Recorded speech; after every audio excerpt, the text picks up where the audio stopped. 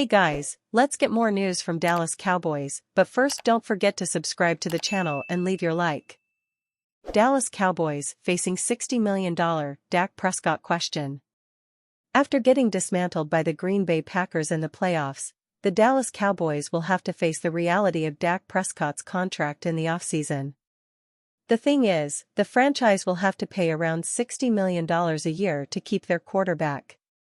If the Cowboys do sign Prescott to a contract worth $60 million per year, that move will take over Joe Burrow's 5-year $275 contract extension with the Cincinnati Bengals as the biggest for a quarterback in the NFL. That projected amount seems plausible, especially for a quarterback with Prescott's talents.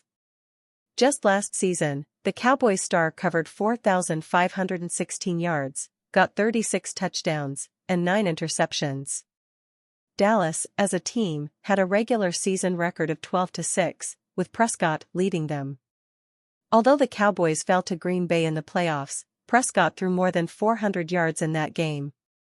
Setting aside his critical take on how he performed against the Packers, the quarterback's ownership of the loss made him a better leader for Dallas. Prescott currently has his contract extended until the end of 2024 at $59.4 million. With his performance last season, there's a good chance a new contract will give him a bigger bag. Prescott's situation is definitely one of the more interesting topics during the offseason. Jordan Schultz of Bleacher Report dives into the Cowboys' predicament and explains what can happen here. Dak Prescott had the best season of his career. But you also have Dallas, who still has to pay CeeDee Lamb, they still have to pay Micah Parsons, and obviously, they're gonna have to pay Dak Prescott. I've been on the record, I believe Dak Prescott will come in somewhere along the lines of $60 million per year, potentially making him the highest-paid quarterback in football, Schultz said. If this situation falls down in Prescott's favor, the landscape for quarterbacks and their worth in the NFL will surely be reset. It remains to be seen what the Cowboys will do and whether they'll want to retain their star quarterback or not for next season. Tony Pollard, Tyron Smith among Cowboys' top FAs on offense. It's difficult to call coach Mike McCarthy's first season as the play caller for the Dallas Cowboys in 2023 anything but a success. The Cowboys led the NFL in points per game, 29.9, and finished fifth in yards, 371.6. Dak Prescott led the NFL in touchdown passes, 36. CeeDee Lamb set team records in catches, 135, and receiving yards, 1,749. He and Prescott were finalists for Offensive Player of the Year. Second-year tight end Jake Ferguson had a breakout season, 71 catches, 761 yards, 5 TDs. After a slow start, veteran wide receiver Brandon Cooks finished with 8 touchdown catches. Tony Pollard finished with 1,005 yards rushing. It wasn't all perfect. The run game was middle of the road. The pass protection had issues. Wide receiver Michael Gallup did not get involved much. The 14 rushing touchdowns were 10 fewer than in 2022. The Cowboys will need to be better in 2024 offensively and will have some decisions to make regarding their free agents. Of the 16 players set to become unrestricted free agents on March 13, 6 are on the offensive side of the ball. Here's a look at how Dallas may handle them. Here's what the Cowboys know: when Smith plays, he plays well, but he will miss games. In 2023, he missed 3 due to injury and dressed for another, but did not play because of a neck injury. Still, McCarthy said Smith had his best season since he started coaching the team in 2020. If Smith wants to continue to play, what type of contract should he get? He turns 34 in December and has endured a lot of injuries. He made $11 million last year on a reworked deal through bonus, salary, and incentives. Would something like that work again in 2024? Can the Cowboys even afford that? Even if Smith re-signs, tackle could be a first-round need for the Cowboys, especially if they want to keep Tyler Smith at left guard. He has posted back-to-back 1,000-yard seasons, but he was not as explosive in 2023 as he was in 2022. Was that due to his recovery from a 2022 tightrope procedure on his lower left leg? Was it due to the running game itself?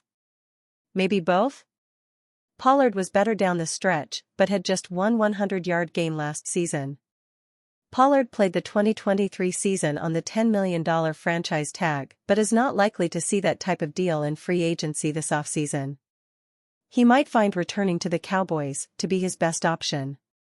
Even if he is brought back, look for the Cowboys to address the running back spot in free agency or in the draft. This has been a weird situation.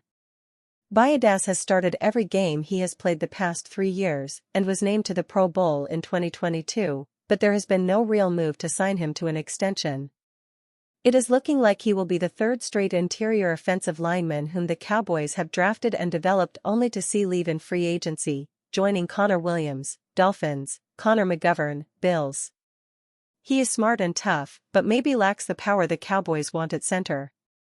If he is not re-signed, then center jumps near the top of the need list behind tackle if they don't keep Tyron Smith.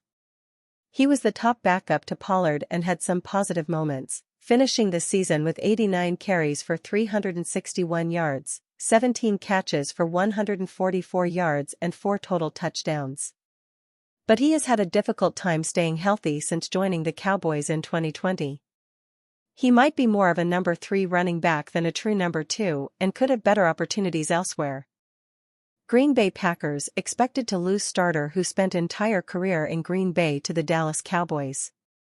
The Green Bay Packers and Dallas Cowboys wound up facing each other in the 2023 NFL playoffs. Halfway through the season, not many anticipated that matchup coming in the first round of the playoffs, or at all for that matter. The Packers dominated that matchup and once again ended the Cowboys' season earlier than their fans expected. However, one starter may wind up switching from the green and gold to the blue and white.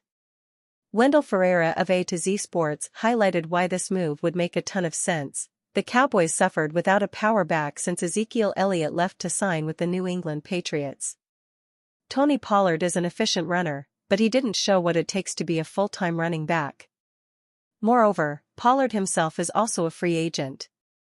Dillon is exactly what the Cowboys need, a powerful runner, even though not explosive, and he isn't expected to make a lot of money in free agency. Running back A.J. Dillon is one of the pending free agents for the Green Bay Packers in the spring. Dillon, 25, missed both playoff games due to injury.